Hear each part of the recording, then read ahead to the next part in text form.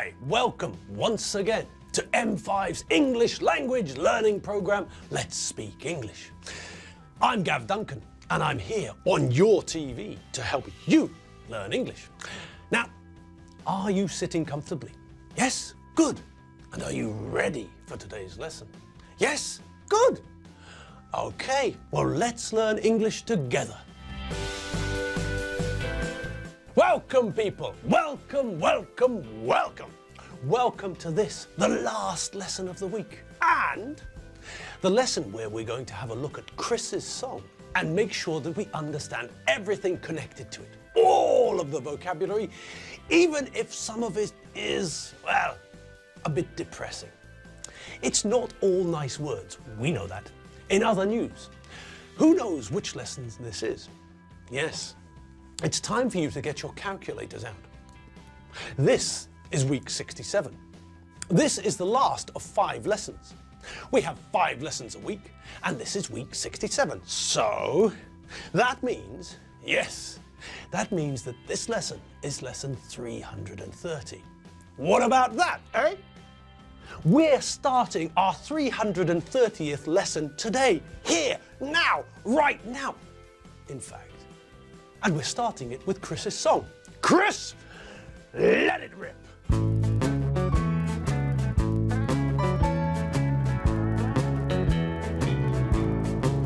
I'm watching Christmas on TV and wishing you were here with me.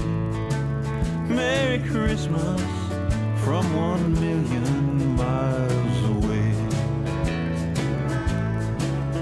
Jimmy Stewart is with his friends. The bells are ringing, it's near the end. Merry Christmas from 1,000,000 miles away. Oh, the lights across the street, they look so warm, they look so sweet. Like the love you gave to me just yesterday. But you're really not that far in our old house with his new car. So Merry Christmas from 1,000,000 miles away. Merry Christmas, baby.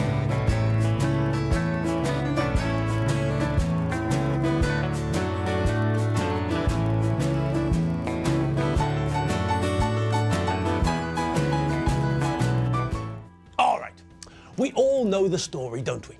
At first, Chris doesn't tell us what's going on.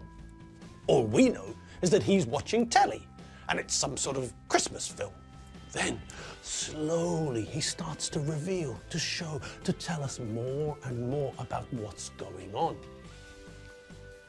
We learned that Chris is alone, and he keeps on saying that he feels like he's 1,000,000 miles away. Okay. This isn't really true. We all know that. It's impossible for him to be 1,000,000 miles away. We wouldn't be able to hear him, for a start. So when he says that he's 1,000,000 miles away, he's exaggerating. He's making something seem bigger or smaller than it really is, to emphasize it, to underline how far he feels it is. It's just exaggeration for dramatic effect. That's all. Okay, now, one of the questions that we keep on thinking about is, from what? He says that he's 1,000,000 miles away.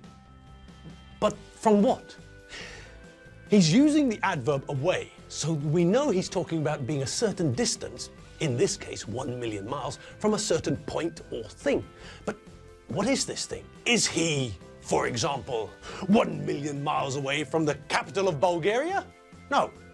Is he 1,000,000 miles from the nearest Italian restaurant? No. Is he, oh, I don't know, is he 1,000,000 miles from the petrol station? No. He's 1,000,000 miles away from his girlfriend or wife. We don't know if this woman is his wife or girlfriend. Okay, but what do we know about this woman? Well, we know that Chris says that he's 1,000,000 miles away from her. Okay. But that's not really true. We all know that. What else do we know about this woman? Well, Do you all remember the nice words? Manatee, umbrella, sloth, those ones. Well, the words we need now aren't very nice words, are they? One of the words we need now, for example, is a prefix, the prefix X. When we add X to the front of another noun with a hyphen, then it means that this used to be that. A footballer who stops playing football is an ex-footballer. An old pop star is an ex-pop star. And this woman is Chris's ex. She used to be his girlfriend, or perhaps she used to be his wife, but now she's not his girlfriend. Now she's not his wife. Now she's his ex-girlfriend or his ex-wife. She was something and now she's not. She used to be that thing. In the same way, we can say that I used to live in the UK. When we use this structure, used to plus verb, then we're talking about a situation which is no longer true.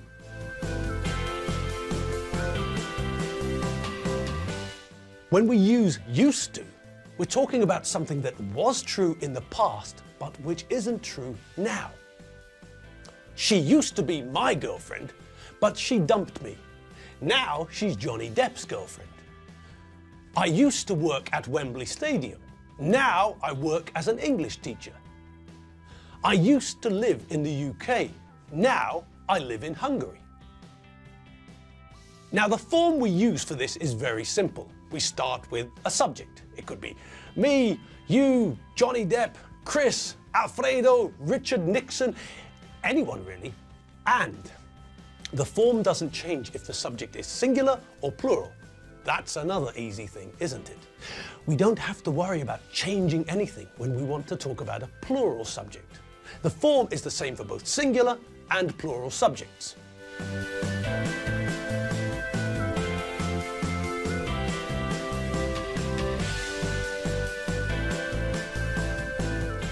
I used to live in London. You used to be in the Navy. He used to like shawaddy-waddy. She used to work for James Bond. It used to work with batteries. We used to play football 3 times a week. They used to play ska music in this disco. You used to like my sister, didn't you? All right, well, that's simple enough, isn't it? Yes, and we can use this form to talk about Chris and others, can't we? Chris used to have a girlfriend, but he doesn't have a girlfriend now. Chris used to have a wife, but he's single now. Chris used to share a house with his girlfriend, but now he's living in a horrible cold flat with no central heating. Chris's wife used to live with him in their house, but now she lives with Iron Man. Iron Man used to live in Tony Stark's house, but now he lives with Chris's ex-wife.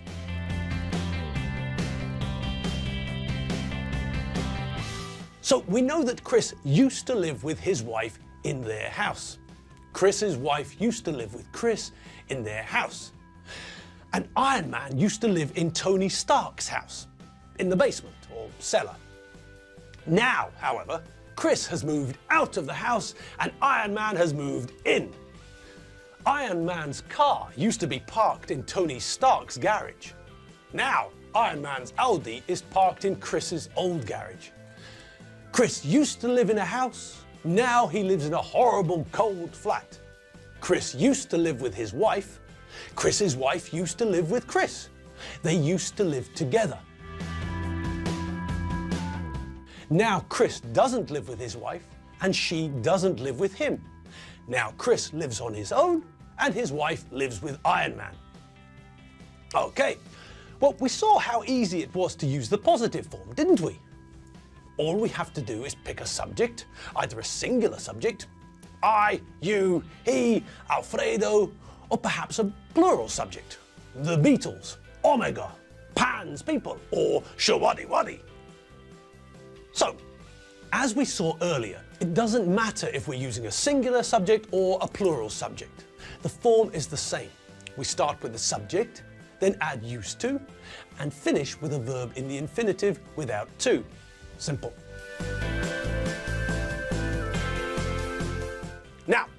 before we look at the negative and question form, let's get back to Chris. We know that Chris is feeling low, blue and depressed because his wife is now his ex-wife. She used to be his wife, but not anymore. And when the film finishes, Chris hasn't got anywhere to go. Nobody's invited him to a Christmas party, so he has to stay in his horrible, cold flat, watching old films while his ex-wife and Iron Man go to exciting, groovy parties where they can eat sausages on cocktail sticks and cubes of cheese, also on cocktail sticks. And they'll probably drink eggnog snowballs with lime juice and cinnamon. So, all that Chris has got to think about is the fact that the lights look as warm as the love he used to get or receive from his wife, when she was his wife and not Iron Man's girlfriend. Still, let's look at the positive side of things. Chris has written a nice song about the situation, so that's good, isn't it? And what else? Well, we've learnt something new as well, haven't we? Yes. We've learned how we can use the used to form with a verb in the infinitive without to talk about something that was but isn't now. And what now?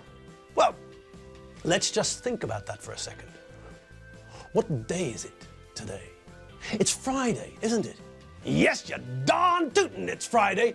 And as we already discussed, this is lesson 330. Okay, fine. Do your calculations. When is our next lesson going to be? Think. Think! Think harder!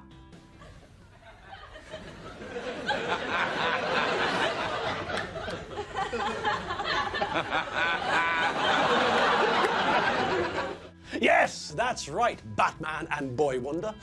Our next lesson is going to be on Monday. And what's the date going to be on Monday? Yes, that's right.